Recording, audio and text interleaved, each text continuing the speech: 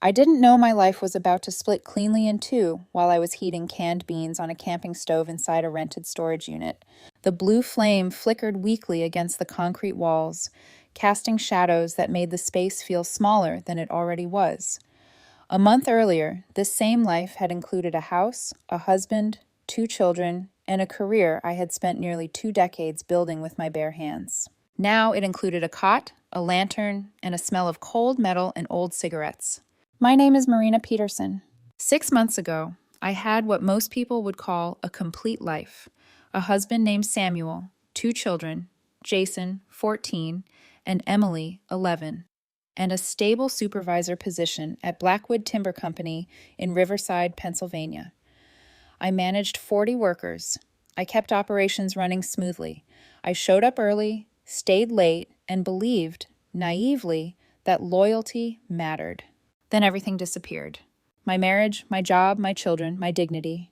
And on that freezing February night, sitting cross-legged on a concrete floor, I found the briefcase that changed everything.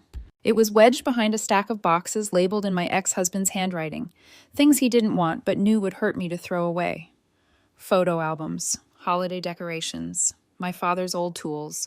I almost ignored the briefcase, assuming it was more junk, until I saw the luggage tag. My name, written in the shaky handwriting of my uncle, Raymond, who had been dead for 8 months. Inside the case was $50,000 in cash, and a note. This is just travel money, along with a set of coordinates leading to somewhere deep in Montana. At that moment, something inside me finally broke, not with panic, not with fear, but with clarity. Because I understood something terrifying and liberating all at once. My downfall hadn't been an accident. It had been designed. By people I trusted, by people I loved, by people who had been watching me my entire life. What I would discover in Montana would force me to confront a truth far worse than betrayal. That my entire existence had been carefully orchestrated long before I ever said, I do. This is the story of how a woman goes from Sunday dinners with her children to sleeping in a concrete box. How she loses her husband to her boss, her children to a rigged court system, and her identity to a lie 40 years in the making. And how sometimes, when everything is stripped away, you finally see what was hidden underneath all along. 6 months earlier, if you had asked me what stability looked like, I would have described it in ordinary details.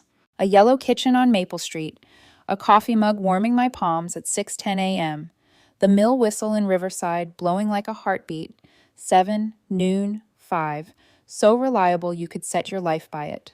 I was 42, the kind of woman people called steady. Not flashy, not dramatic, the dependable one. The one who remembered birthdays, kept receipts, packed lunches, showed up to every school event, even when I was running on 3 hours of sleep.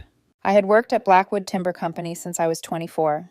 Back then, I wasn't anyone important, just a woman in steel-toe boots loading trucks and sweeping sawdust for extra hours. The job was hot in summer, brutal in winter, and it ate at your joints in a way that didn't show up until later. But it was honest. It was predictable. It fed my pride as much as it fed my family. By 35, I had climbed into supervisor, rare in a place like Riverside, where tradition clung like dust, and most men assumed the only women who belonged at the mill were in the office answering phones. I proved them wrong. I learned the rhythm of operations, the moods of machines, the tension in a crew when someone was hungover or scared or quietly desperate. I learned how to lead without shouting, how to read a room the way some people read weather. And for 18 years, I kept 40 men working, safe and moving, like I was holding up a system no one even noticed until it cracked. That pride was part of what made me so trusting, because I believed hard work made you safe. I met Samuel Driscoll in high school, long before he became Samuel Peterson. He was the golden boy, football, easy grin, the kind of charm that made teachers forgive late assignments. His laugh filled a room. His confidence made me feel like I could be softer, like I didn't always have to brace for impact. He used to tug me close when I came home from the mill, wrinkle his nose, and say, "You smell like fresh-cut wood." I thought it was affection. Now I know it was a line he liked repeating because it made me feel seen. We married right after graduation. His parents thought he was settling. Not because I was unkind, but because I wasn't decorative. I wasn't the kind of woman who giggled at jokes she didn't find funny. I didn't float through rooms in dresses. I worked. I planned. I built. And Samuel told me he wanted exactly that. We held our reception at the VFW hall. Paper streamers, cheap champagne, a DJ who kept skipping songs. My Uncle Raymond gave a toast that made everyone laugh nervously. "Watch for wolves in sheep's clothing," he said, eyes too sharp for a man everyone called paranoid. "They'll smile right in your face while they measure your throat." People blamed Vietnam. The war, they said, scrambled him. I remember smiling politely, embarrassed, squeezing Samuel's hand under the table. I didn't understand that Raymond wasn't being dramatic. He was trying to warn me, years before I would ever know I needed warning. Our house on Maple Street wasn't fancy. 3 bedrooms, 1 bathroom, a kitchen that still felt stuck in 1982, beige walls everywhere until we repainted. Samuel chose the yellow for the kitchen, said it would catch the morning sun, and it did. Every morning, light poured in and made him glow like a good man. He'd stand there packing Jason's lunch, humming under his breath, while I drank coffee and watched our life, quiet, simple, and unbelievably precious. We had Jason 2 years after the wedding, born during a snowstorm, loud from his first breath, like he was determined to fight his way into the world. Emily came 3 years later, softer, observant, the kind of child who watched your hands when you talked, like she could hear what you didn't say. Jason got my stubbornness and Samuel's athletic ease. Emily got Samuel's pretty face and my brain for fixing things. She used to sit in the garage while I worked on the car, passing me tools with serious little eyes, asking, "Why does it do that? What happens if you change this?" I loved them so much it felt like a physical ache. And that love became the lever someone else used to move me. Because Riverside wasn't built around families. It was built around Blackwood, 40 miles northeast of Pittsburgh, population 12,000 on a good day, held upright by the timber company like a body held upright by a spine. Blackwood paid the wages. Blackwood funded the Little League. Blackwood donated to campaigns. And when Danielle Blackwood inherited the company 10 years ago, the spine turned into a chokehold. At first, I told myself I was safe. Because I was loyal. Because I was married. Because I believed love meant protection. And because Samuel, smiling in our yellow kitchen, kept telling me everything was fine. Looking back now, the warning signs were everywhere. They just didn't look like danger at the time. They looked like ambition, like restlessness, like a man wanting more.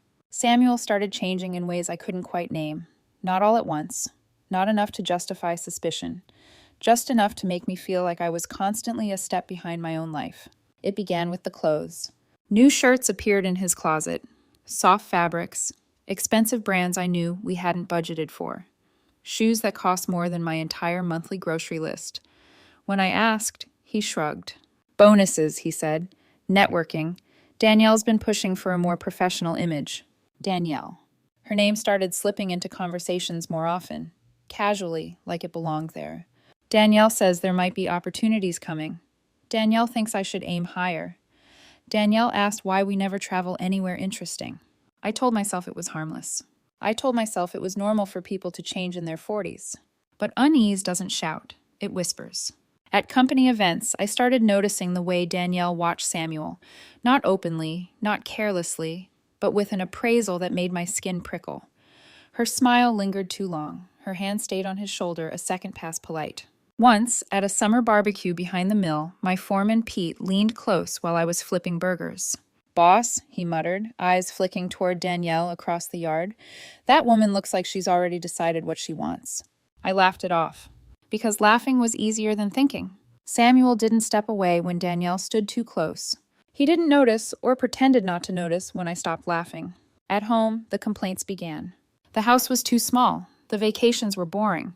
My job was comfortable, but not impressive. "You've been in the same position a long time," he said one night over dinner, stirring his pasta like it had personally disappointed him. "Danielle thinks you could have gone further if you pushed harder." Pushed harder. I worked 12-hour shifts. I came home with sawdust in my hair and exhaustion in my bones. I carried the mental weight of 40 livelihoods on my shoulders and still showed up for my children. But I didn't argue, because I had been raised to believe that if someone you love is unhappy, the answer is always to try harder. His phone started lighting up at odd hours.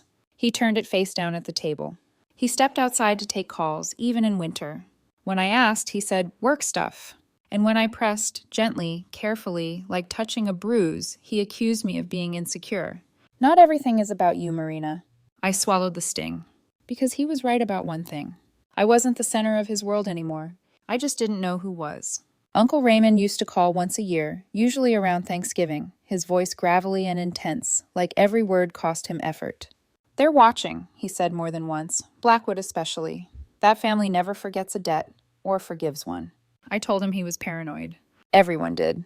After my mother died when I was 20, Raymond became quieter, more isolated. He moved to Montana, lived like a hermit, showed up once a year with warnings no one wanted to hear. The last time I saw him alive, he pulled me aside after dinner, eyes sharp despite his thin frame. "If you ever lose everything," he said, pressing a small key into my palm, "this will make sense." I laughed. I hugged him. I forgot about the key entirely. The final months before everything collapsed felt heavy, like the air before a storm that never quite breaks. Samuel spent less time at home. He skipped Jason's games, missed Emily's school presentation. When I asked if he was okay, he smiled too quickly and said he was just tired. I believed him, because believing him meant believing my life still made sense. The day everything unraveled started like any other. A Thursday in March. Cold, gray, ordinary. I felt dizzy by mid-morning, nausea curling in my stomach like something was wrong deep in my body. Pete noticed me sweating through my work shirt.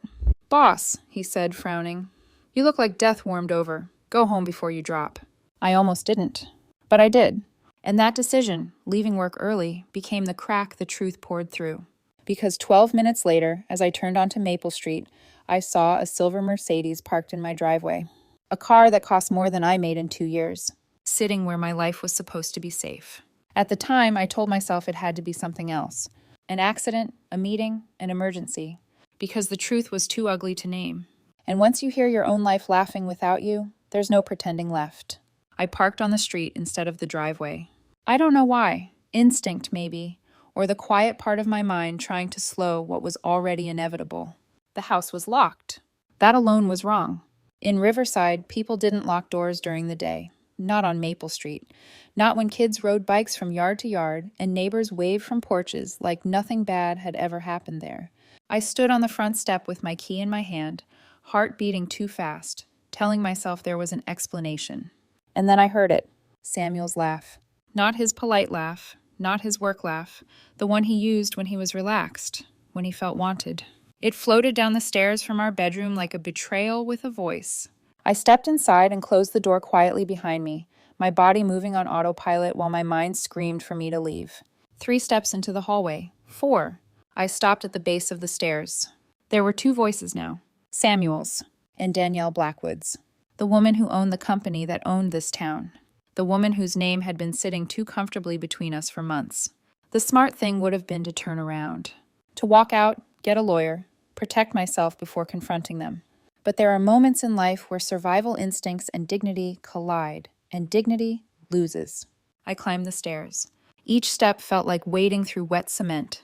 Past Jason's school photos on the wall, past Emily's crooked watercolor painting taped beside the banister, past our wedding photo, 2 young people smiling like forever was a promise instead of a lie.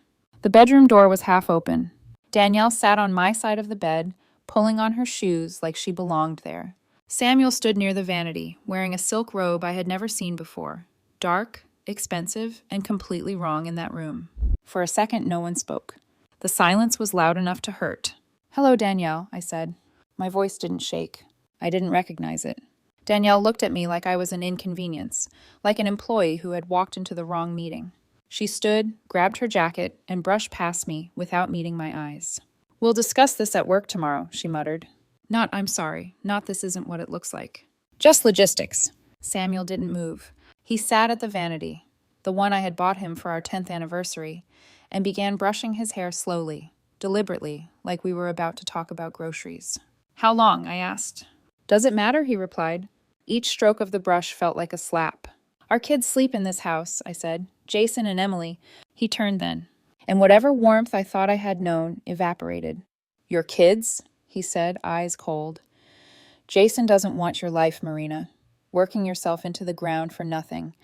And Emily, she's already smarter than you'll ever be. They deserve more than this." He gestured around the room like it was a prison cell instead of the place we had built a family. More like Danielle, he continued.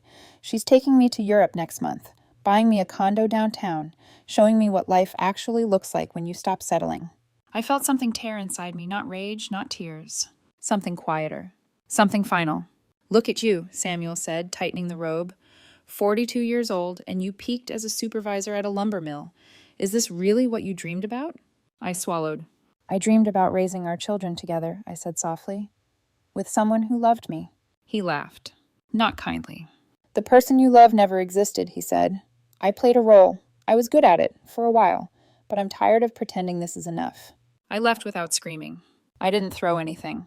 I walked downstairs, past my children's shoes by the door, and out into the cold afternoon like my body didn't belong to me anymore. The next morning, I went to work. What else could I do? My crew was already at their stations when Danielle's assistant called me into the office.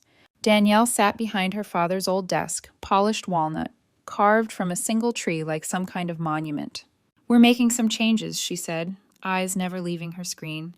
Budget cuts. Your position is being eliminated, effective immediately.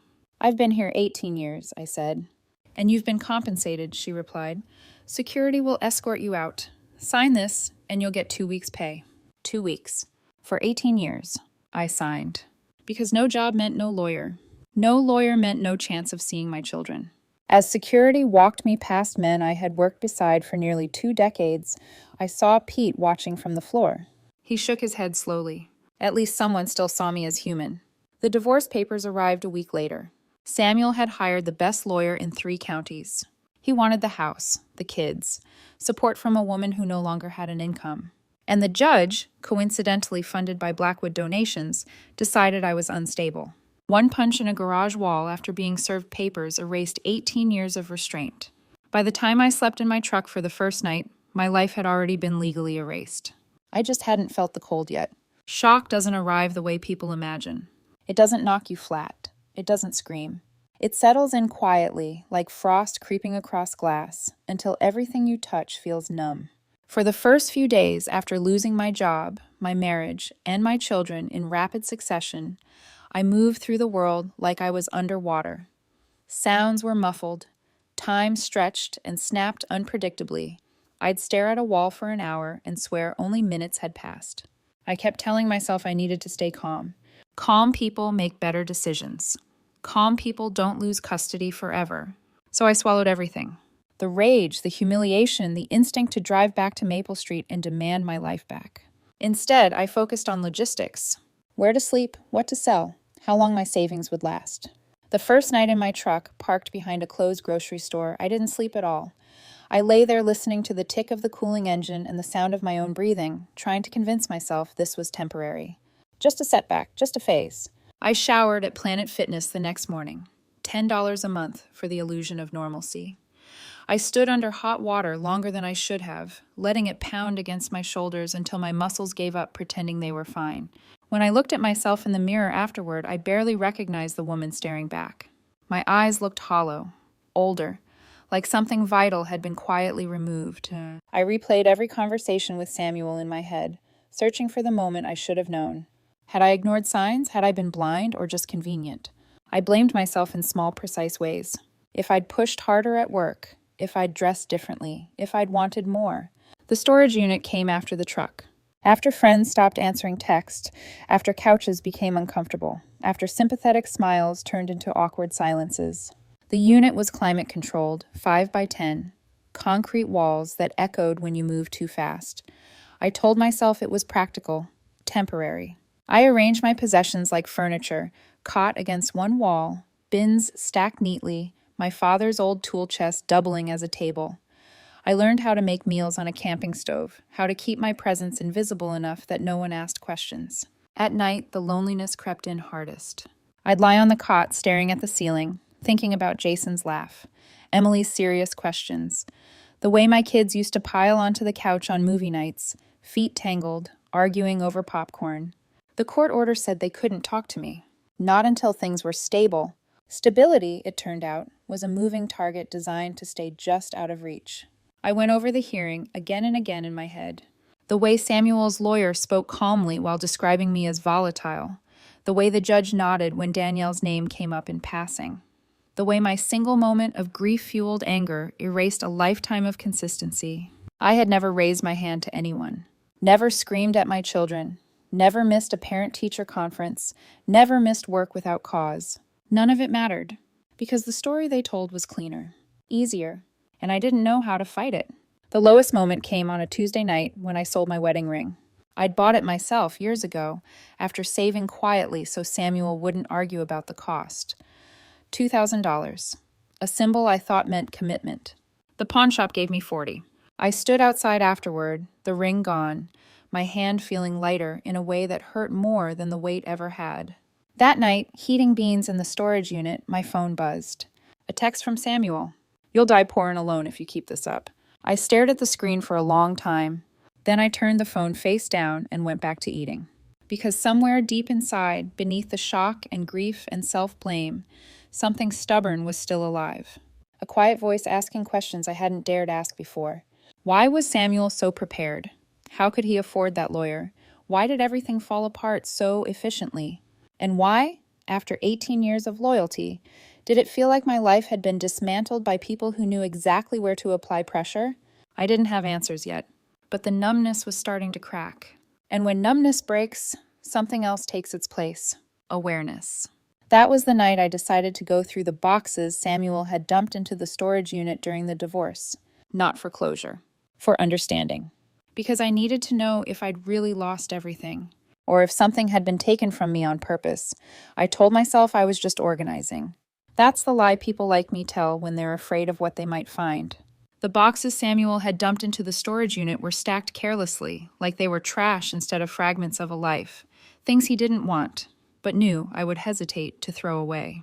Photo albums, holiday decorations, paperwork he never bothered reading. My father's tools, my Uncle Raymond's old letters. I sat cross-legged on the concrete floor, lantern humming softly beside me, and opened the first box. Memories hit like blunt force. Jason at 6, missing his 2 front teeth, holding a fish he was afraid to touch. Emily at 8, safety goggles slipping off her nose while helping me fix a lawnmower. Samuel's arm around my shoulders in every photo, always smiling, always positioned just right. It was unsettling how consistent he looked, like a character hitting his mark. By the 3rd box, my hands were shaking, not from grief alone, but from something sharper. Suspicion. Because when you strip a life down to objects, patterns start to show. There were bank statements I didn't recognize, receipts for clothes I'd never seen, a credit card bill in Samuel's name with charges that didn't match our timeline. Hotels, restaurants in Pittsburgh I'd never been to, airline miles that didn't line up with any trip we'd taken as a family. I remembered him saying he was working late, networking, doing this for us. I had believed him because believing him was easier than confronting what belief cost. Then I opened the box marked Tools. It wasn't tools. It was where Samuel had dumped anything that reminded him of my side of the family. My father's medals, old photos of me as a child, letters from Uncle Raymond. And behind that box, wedged so tightly I almost missed it, was the briefcase.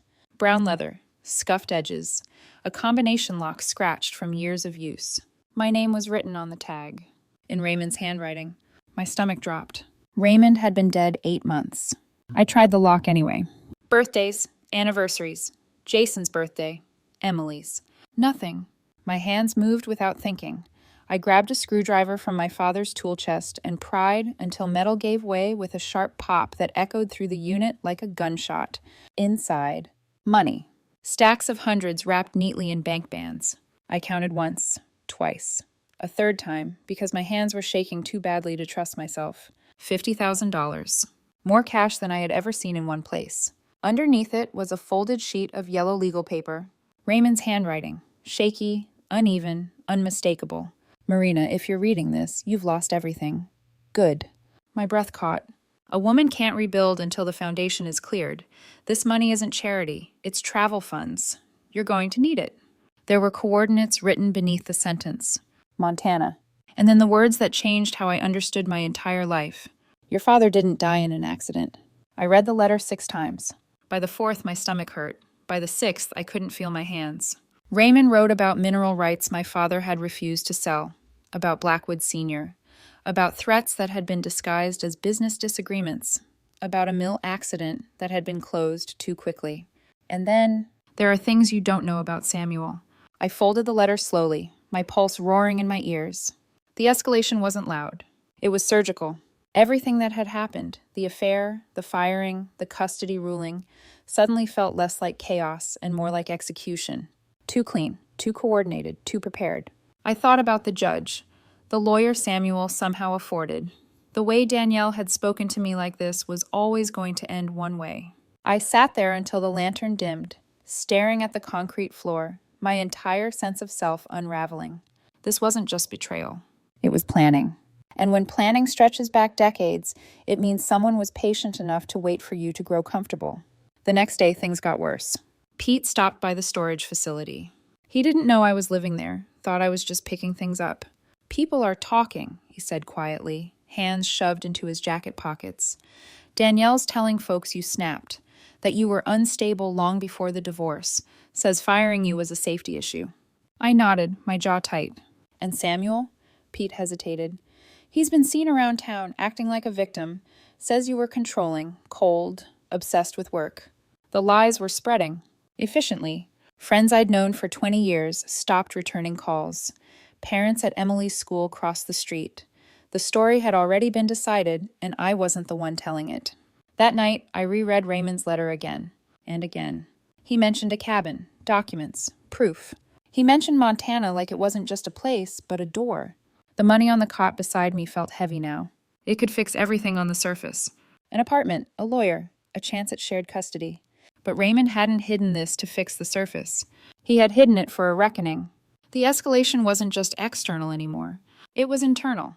Because once you realize your life may have been engineered, you can't unknow it. And you can't pretend survival is the same thing as justice. That night I didn't sleep.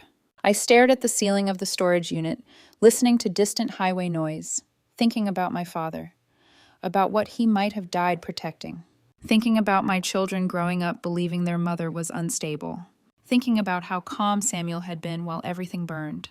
By morning, the decision was forming, even if I wasn't ready to name it.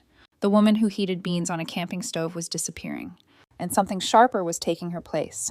There is a point where fear stops screaming and starts whispering. That's the most dangerous moment, because it sounds reasonable. By the third night after finding Raymond's letter, I hadn't slept more than an hour at a time. My body existed in a constant state of alert, like it knew something my mind was still resisting. I kept thinking about the money. $50,000. Enough to rent an apartment, enough to hire a lawyer, enough to look stable again, enough to see my children sooner. I sat on the cot in the storage unit, holding the envelope of cash in my lap, weighing it like it was a living thing. Every practical instinct told me to use it immediately, to stop the bleeding, to climb out of the hole before it swallowed me whole. That was the whisper. Just fix what's broken right now. Justice can wait. Your kids can't. But then the other thoughts came. Why had everything collapsed so cleanly? Why had Samuel looked relieved instead of guilty? Why had Danielle spoken to me like I was already erased? And most of all, why had Raymond waited 40 years? That question haunted me. Raymond had lived like a ghost, a hermit, a joke people told at Thanksgiving. If this was just about money, he could have taken it and vanished long ago. But he hadn't. He had waited. That meant whatever he had found was bigger than survival. I stood up too fast, the storage unit spinning slightly, and paced the narrow space like an animal in a cage. My breath came shallow. My chest hurt. Not like a heart attack, but like grief pressing inward. This was the lowest point. Not the affair, not the firing, not even losing my children. This. Standing at a crossroads with no one to guide me except a dead man everyone had called crazy. I broke down that night. Not loudly. No screaming, no sobbing. Just silent tears sliding down my face as I sat on the cold concrete floor, arms wrapped around my knees, finally allowing myself to feel the full weight of what had been done to me. 16 years of marriage. Performed. 2 children, used as leverage. A career, discarded the moment it became inconvenient. I thought about Emily asking why engines worked the way they did. About Jason's serious face when he tried not to cry. About the version of me they were being told about in courtrooms and whispered conversations. Unstable, angry, unreliable. A woman who had lost control. The cruelty of it was surgical. They didn't just want me gone. They wanted me discredited. I curled forward, pressing my forehead to the concrete, and for the first time since everything fell apart, I asked the question I had avoided. What if Raymond is right? What if my father hadn't died in an accident? What if my marriage hadn't been a failure, but an operation? The idea was terrifying, because if it was true, then my pain wasn't random. It was intentional. And intentional harm demands a response. The dark moment isn't just about despair. It's about identity collapse. If everything you believed about your life is a lie, then who are you when the lie is stripped away? That night, my phone buzzed again. Another message from Samuel. You could make this easier if you stopped fighting reality. I stared at the words until they blurred. Reality. That word, reality, had been weaponized against me for months. Reality was what the judge said it was. Reality was what Danielle funded. Reality was what Samuel performed. I typed a response. Deleted it. Typed another. Deleted that too. Finally, I set the phone down and turned it off. The silence afterward felt like stepping into deep water. Terrifying. And strangely peaceful. I lay back on the cot, staring at the ceiling, and for the first time in weeks, I didn't try to stop the truth from forming. If Raymond was lying, I'd waste time and fuel chasing shadows. If he was telling the truth, then everything I had lost was only the beginning.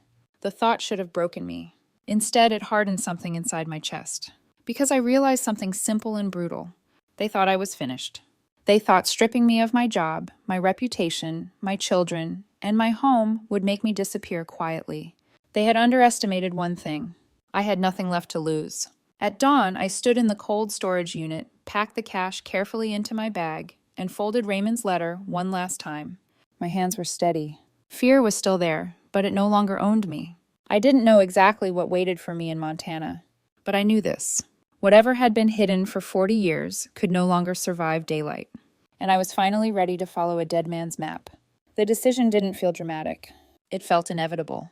The next morning, I walked into a used car dealership on the edge of town, the kind with faded flags and handwritten prices taped to windshields.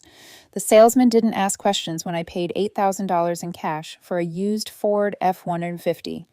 He just counted the bills twice, nodded, and handed me the keys like this kind of transaction happened every day. Maybe it did. I loaded the truck with camping gear, non-perishable food, warm clothes, and a paper map I bought at a gas station because I didn't trust my phone to work where I was going. I left the storage unit exactly as it was, the cot, the lantern, the empty space where desperation had lived. I didn't tell anyone I was leaving. There was no one left to tell. Before heading out of Pennsylvania, I drove past Maple Street one last time. Jason's bike leaned against the garage like it always had. Emily's bedroom window had new curtains, purple instead of the pink we'd picked together 2 years earlier. Samuel's car was gone, probably at Danielle's downtown condo by now. The house looked unchanged. That was the most painful part. 16 years erased, and the world hadn't even paused. I didn't cry. I started the truck and drove west. 3 days of highways and rest stops blurred together. I slept in the truck, ate whatever didn't require heating, and kept driving. Each mile put distance between me and the woman who had believed her life was safe simply because it was familiar. By the time I reached Flathead County, Montana, the roads had changed. Pavement gave way to gravel, gravel to dirt. GPS flickered, then died entirely. A rusted sign, Timberwolf Road, stood at an angle, riddled with bullet holes. It looked less like a road marker and more like a warning. I followed it anyway. The red gate Raymond mentioned was exactly where he said it would be, more rust than paint, secured with a heavy chain. The key he'd pressed into my hand months earlier slid into the lock like it had been waiting. Beyond the gate, the road vanished. I parked and walked. 1 mile north, according to the coordinates. The forest swallowed sound. Sunlight barely touched the ground. Every snapped twig made my pulse jump. I counted steps, grounding myself in numbers because fear thrives in silence. And then I saw it. A massive boulder in a clearing, 15 feet tall, unmistakably shaped like a bear's head from the right angle. Behind it, partially hidden by overgrowth, was a narrow trail. The cabin wasn't what I expected. It wasn't a shack or a survivalist's fantasy. It was solid, modern, solar panels on the roof, a satellite dish, a generator humming quietly like a secret that never slept. The door opened with another key from Raymond's ring. Inside, the air smelled like dust, metal, and old paper. One wall was covered in photographs, documents, and newspaper clippings connected with red string, decades of information arranged with obsessive care. The first thing I saw stopped me cold. A photograph of my father. Young, smiling, standing beside Blackwood Sr., both holding documents, shaking hands. Raymond's handwriting beneath it read, Partnership Agreement, 1976. My father hadn't been an employee. He had been a partner. The room unfolded like a confession. Filing cabinets labeled by year, computers with encrypted drives, audio equipment, surveillance gear. And then I found the folder marked SD. Samuel Driscoll. Inside were photographs that made my stomach turn. Samuel at 16, sitting across from Danielle Blackwood, who would have been nearly 40. Too close, too familiar. Her hand on Samuel's wrist in a way that made the intent unmistakable. There were more photos, years worth. Deposits into a bank account opened in Samuel's maiden name when he was 17. Monthly payments from a Blackwood subsidiary, continuing even after our marriage. I pressed play on the first audio file. Raymond's voice low and focused, narrating. Then Samuel's voice, clear, unmistakable. She's starting to ask questions, Samuel said. How much longer do I have to pretend? Danielle's reply was smooth, cold. Until we can break her. An outburst, something we can use in court. Another recording. Those kids are leverage, Danielle said. She won't fight if they're in the middle. I sank into the chair, hands shaking. 16 years. Every smile, every argument, every I love you. All scripted, all designed. The turning point wasn't anger. It was clarity. Samuel hadn't fallen out of love with me. He had never loved me at all. I wasn't a wife. I was a long-term investment. And suddenly, the question Raymond had left me wasn't if I would act. It was how. I stayed in Raymond's cabin for 3 days. Not sleeping much, not eating regularly. Just absorbing. Every document, every recording, every photograph felt like another layer of my life being peeled back and rearranged into something horrifyingly coherent. My father, Daniel Peterson, hadn't just worked at the mill. He had owned half of it, along with mineral rights inherited from my grandfather, rights that sat on one of the largest natural gas deposits in Pennsylvania. Blackwood Sr. had wanted them. My father had refused to sell outright. The accident that crushed him beneath a lumber loader in 1982 had been ruled unfortunate, investigated quickly, closed neatly. Raymond hadn't believed it, and he'd spent 40 years proving why. Maintenance logs showing the loader was fully functional the day before. An insurance policy Blackwood took out on my father 3 months prior. A witness statement from a worker who saw them arguing days before the accident, afraid to go to police. And then the part that nearly broke me. Samuel, groomed at 16, paid monthly, placed into my life with precision. My marriage wasn't just collateral damage. It was infrastructure. I copied everything, every file, every recording, onto multiple drives. I packed carefully, methodically, because now panic would only help the wrong people. The drive back to Pennsylvania felt different. I wasn't running anymore. I was carrying something dangerous. My first stop wasn't home. It was the FBI field office in Pittsburgh. At 9 a.m., I walked in, asked to speak to someone about corruption and homicide, and sat across from Agent Patricia Knowles, who listened politely with the expression of someone who'd heard too many conspiracy theories to be impressed. Then I showed her the documents. Her posture changed. She called in her supervisor. Then another agent. By the end of the hour, I was in a conference room with 6 federal agents reviewing 40 years of evidence. The investigation took 4 months. 4 months of grand juries, forensic accounting, and sealed indictments. I stayed quiet in a small apartment paid for with Raymond's money, following my lawyer's advice to remain invisible, while the system I had once been crushed by turned its attention elsewhere. The arrest happened on a Tuesday in July. Danielle Blackwood was taken in handcuffs from her country club, still wearing golf gloves. 3 city councilmen were arrested at City Hall. Judge Harrison was escorted out of his chambers. The police chief who had closed my father's case was arrested at home. Charges ranged from tax evasion and bribery to environmental crimes and conspiracy. The past came due. Samuel's arrest was different. They took him from the elementary school parking lot while he was picking up Emily. My daughter watched her parent handcuffed. That night, Samuel called me from jail. "How could you do this to our children?" he screamed. "They'll remember this forever." I kept my voice calm. "Their parent was never real," I said. "You were a role, and they deserve the truth." The trial made national news. Small-town lumber dynasty collapses in decades-long corruption scheme. Danielle received 15 years in federal prison. Samuel received 5.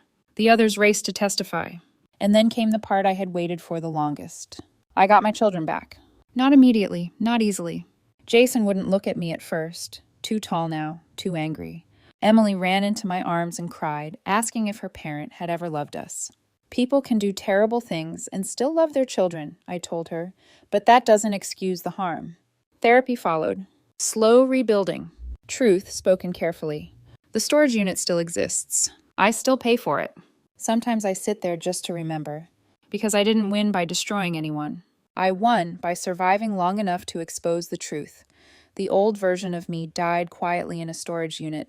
Not the woman who worked hard, not the mother who loved fiercely, but the woman who believed loyalty alone could protect her. Life didn't rebuild itself overnight. Jason and Emily needed time, space to grieve the parent they thought they had, and to redefine what family meant when truth replaced illusion. There were angry days, silent ones, days when healing felt like a myth people invented to feel better about surviving. But slowly, honesty became our foundation. Jason laughs differently now, less carefree, more deliberate. He's taller than me, sharper with his words, already arguing that he'll be an engineer, not a mill worker. Emily still asks questions, endless ones, about systems, about fairness, about why people choose power over love. And I answer everyone, because lies are what destroyed us. I used Raymond's inheritance to build something honest. Peterson and Sons Timber isn't just a company, it's a correction. Fair wages, safe conditions, profit shared with the people who actually do the work. Pete runs operations. Carl, the security guard who once pretended not to notice me living in a storage unit, oversees nights. The system that crushed me thought I would disappear. Instead, I returned changed. Samuel once told me I would die poor and alone. They were wrong on both counts. But the most important thing they taught me wasn't about money or revenge. It was about truth. Truth hurts, truth destroys, truth frees. My father died refusing to give up what was rightfully his. Raymond lived in isolation, so evidence could survive long enough to matter, and I lost everything so I could finally see what had been hidden my entire life. Sometimes the worst thing that happens to you is a gift wrapped in barbed wire. Sometimes you have to lose the life you thought you wanted to build the one you were meant to protect. My name is Marina Peterson. I was nobody special, just a woman who believed in honest work and family. But sometimes, that's exactly who needs to stand up and pull the truth into the light. Because freedom isn't comfort, it's clarity. And clarity is worth everything.